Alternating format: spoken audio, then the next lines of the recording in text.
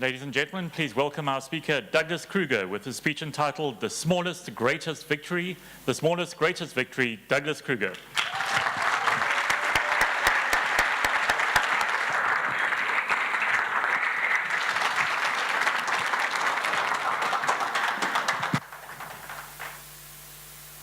How many parents here? And feel free to raise your hand if there's a very good chance. Mr. Contest Chair, fellow moms, dads, and legions of the severely sleep-deprived. Oh, and anyone who's not a parent yet, but could be someday, so enjoy unbroken nights while you can. What's it like to grow an entire human being? Well, it's as if the universe hands you a sandstorm and a chisel. Then the universe says, congrats. Your task is to carve your sandstorm into a beautiful work of art. Good luck. You beseech the universe, where's the user manual for this thing? And where's the off switch? But the universe is long gone, leaving you cradling your bundle of storm. At first, your efforts seem futile. You struggle and you strive, but how do you manage a sandstorm? How do you carve something that doesn't stop, doesn't listen, will not stand still? You don't seem to have any control. It's all, Mikey, no. Mikey, don't eat the toilet brush. Mikey, stop chewing mommy's toe. Seriously, Mikey, get out of the oven warming drawer. You are not a ham.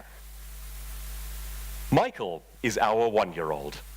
Like that sandstorm, he acts entirely on impulse. If it's shiny, he'll chase it. If it's on the floor, he'll eat it.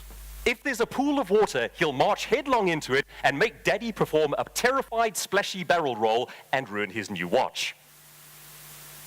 They are utterly uncontrollable, and it is both the most frustrating and also the most wonderful thing about them. To little people, everything is brand new, wide open, pure exploration. They are wide-eyed adventurers with a world to uncover. They are anarchy on 2 little footies. One day, Mikey realized that he wasn't the only character moving about at floor level in our home. He became fascinated by our pets. The slowest of our animals, which is to say the one that couldn't get away, was a big black cat named Ping. Whenever Mikey spotted Ping, his pupils would dilate. He'd wander up in awe. He'd look Ping over with a sense of wonder. He would harvest a fistful of fur, and then, like the little psychopath all 1-year-olds seem to be, try to clobber Ping senseless with a toy before Daddy intervened. Prior to the birth of our first child, I seriously never imagined I would try this. Like, dude, it's not okay to brain the cat. So what do? Well, you lift your chisel and you begin carving the storm. You kneel down next to him, you take his little hand. You show him how to stroke the cat gently. You model kindness. You put your own hand on Mikey and you show him what gently feels like. And you do it over and over, day by day, calmly confronting chaos, fighting the storm with words and with patience. One day, I'm in the kitchen when Mikey goes quiet in the room next door. Parents know. Quiet means trouble. Quiet means broken things or weird items ingested. Quiet means walls painted with spaghetti or nappies escaped. For parents, quiet quite simply means run. So I did, and I saw something surprising. There was Mikey softly stroking the cat, doing it all by himself. He was as clumsy and as wobbly as ever. His fat little fists moved inexpertly, but he was concentrating on being gentle. And the look on his little face, he was mesmerized by the cat's reaction. I had shown him how and it was working, so he was doing it.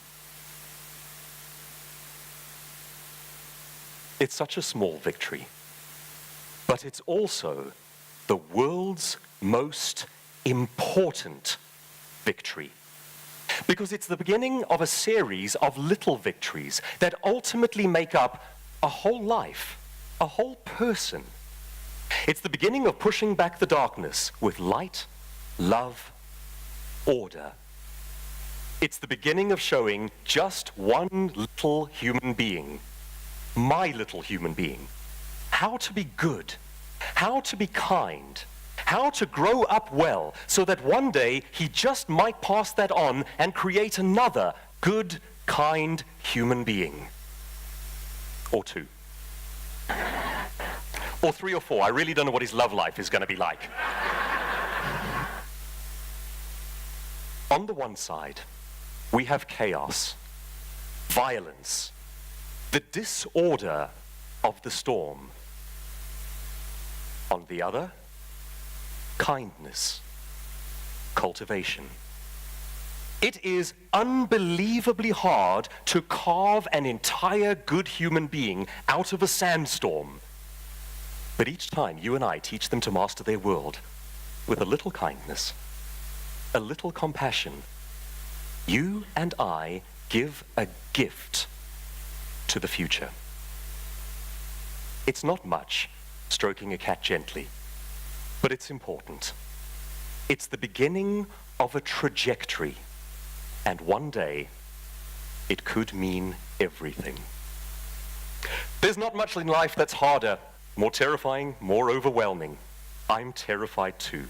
I'm scared stiff of making a mistake with my little mini-me. But no one carves art out of sandstorms in a single day. Nevertheless, we take on the task. Though it's the hardest thing we'll ever do, we lift our chisel, we face the storm, we make our art more valuable by the day. That's all. And that's enough. That is the smallest, greatest victory. Mr. Contest Chair.